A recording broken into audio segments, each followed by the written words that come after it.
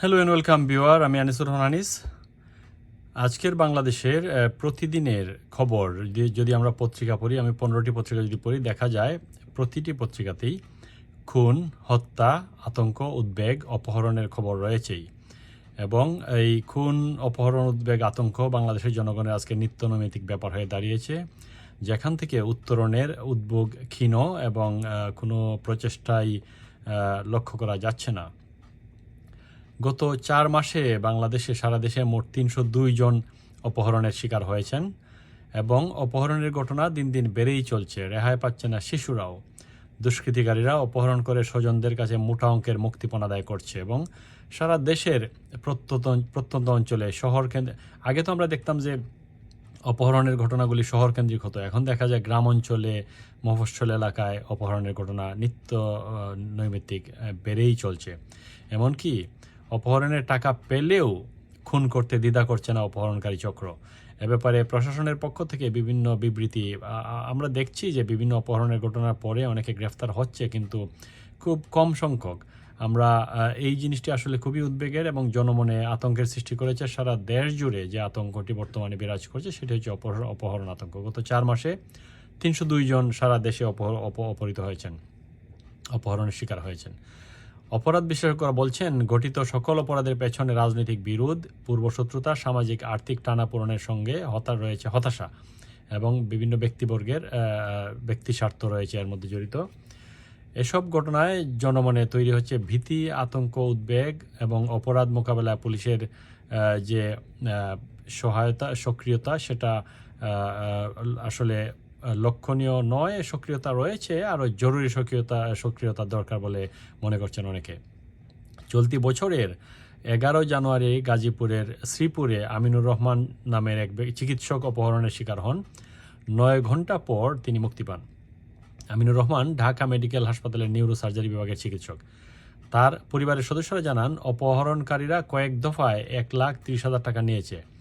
এছাড়া তাকে মারধর করে ক্রেডিট কার্ড থেকে ক্রেডিট টাকা এবং 2টি স্মার্টফোন, একটি ল্যাপটপ অপহরণ করে নিয়েছে। শ্রীপুরে মাওয়ার চৌরাস্তায় একটি ক্লিনিকে প্র্যাকটিস করতেন আমিনুর।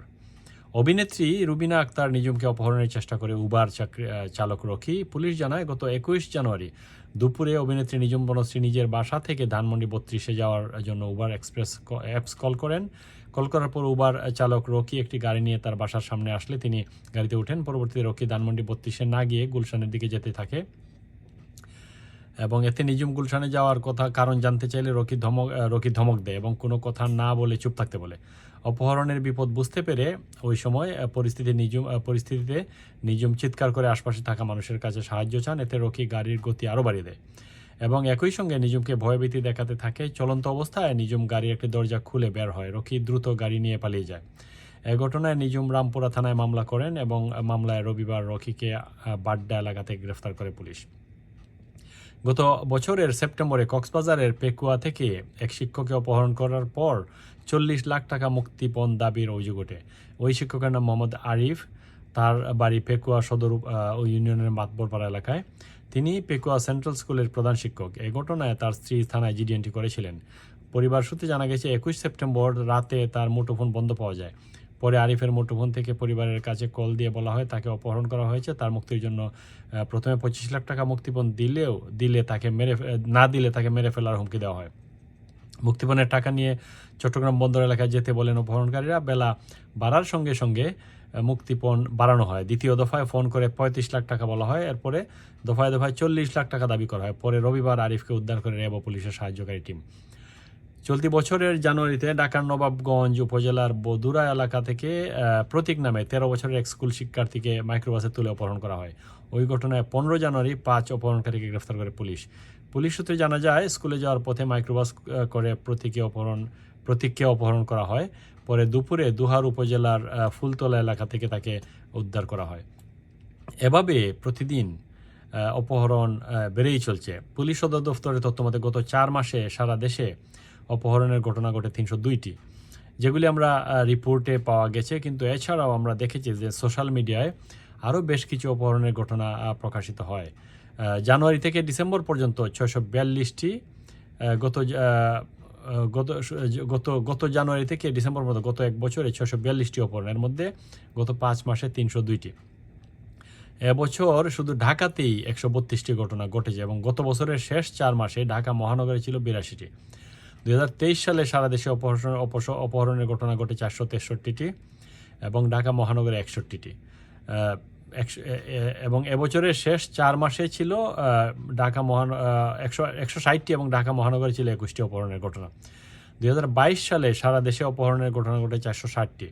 আমরা দেখতে পাচ্ছি, আমরা যদি গত বছরগুলিতে আমরা যদি গত বছর 22, 23, 24-এ যদি আমরা আমরা যদি পরিসংখ্যান দেখি, তাহলে দেখা যায় যে গত 4-5 মাসে 302টি, গত 2022 সালের তুলনায় গত 4 মাসে সমসংখ্যক অপহরণের ঘটনা ঘটেছে।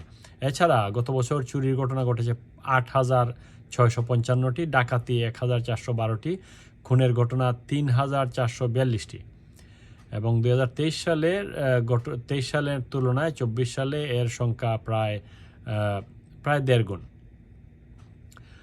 তারপর ঢাকা বিশ্ববিদ্যালয়ের একজন সমাজবিজ্ঞান অপরাধ বিশেষজ্ঞ অধ্যাপক বলেছেন, দেশের বাস্তবতায় কোনো একটি রাজনৈতিক দল যখন ক্ষমতায় থাকে তখন অপরাধের পরিস্থিতি এরকম থাকে না, কম থাকে। অরাজনৈতিক কোনো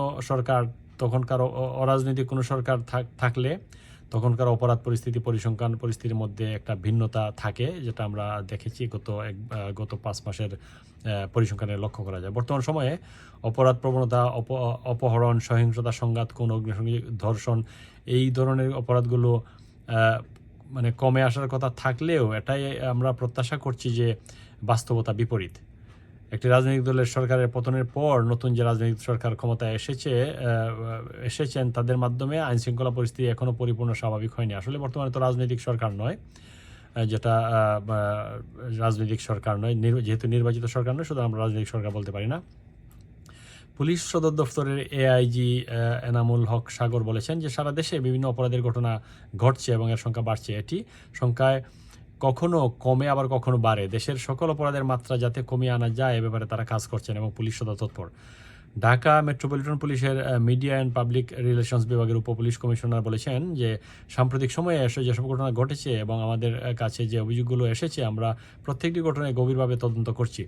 অপহরণের ঘটনায় ভুক্তভোগী উদ্ধার সহ সংশ্লিষ্ট অপরাধীদের গ্রেফতার করা হচ্ছে। এ ধরনের ঘটনার শিকার হলে তাৎক্ষণিকভাবে পুলিশ অবহিত করার জন্য তারা অনুরোধ করছেন। আমরা দেখেছি যে গত 5 মাসে 25 জানুয়ারি পর্যন্ত সারা দেশে মোট 1,565 জন খুন হয়েছেন। তার মানে প্রতি মাসে 313 জন এবং 313 জন খুন হয়েছেন। আমরা দেখেছি, আপনারা হয়তো দেখেছেন যে গত জুলাই আগস্ট আন্দোলনের পরে যে জেল থেকে লিস্টেড ক্রিমিনালদেরকে ছেড়ে দেওয়া হয়েছে, অথবা তাদেরকে বেল দেওয়া হয়েছে, অথবা তারা বেরিয়ে গেছে। এরপরে দেখা গেছে এই সংখ্যাটা বেড়ে চলেছে।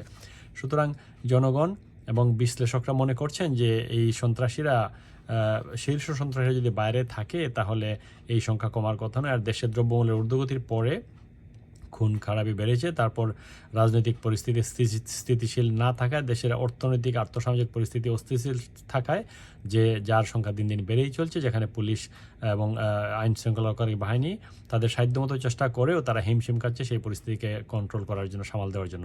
ভিউয়ার, যদি আমাদের ভিডিওটি ভালো লাগে আপনারা প্লিজ আমার ইউটিউব চ্যানেল আনিস্পিক ANISPICK 1 ওয়ার্ড আনিস্পিক সাবস্ক্রাইব করে কৃতজ্ঞ রাখবেন। ধন্যবাদ আপনাদের সবাইকে।